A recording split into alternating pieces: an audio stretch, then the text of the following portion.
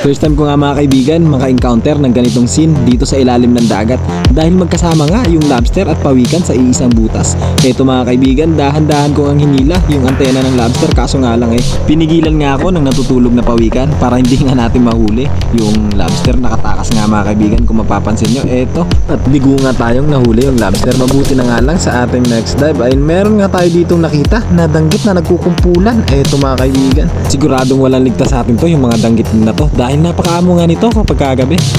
Minestuhan nga natin to ng maayos para makatusok tayo, at dalawa nga lang yung natusok natin kaibigan, at nagkarelasan nga sila pagkatapos natin matira. At yung iba nga nito mga kasama ay pumunta nga dito na sumiksik sa mga damuhan.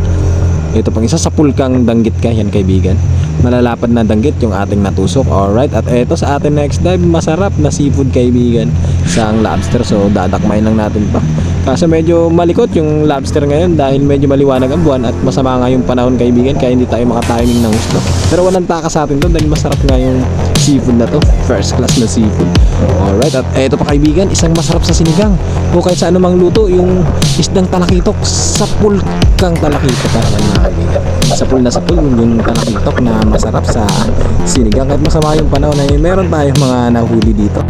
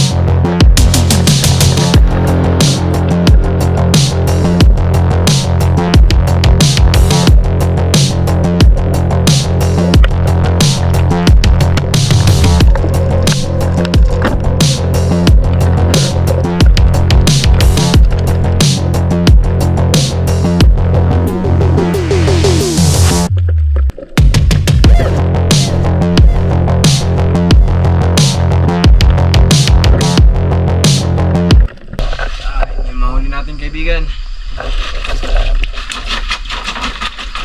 lapit.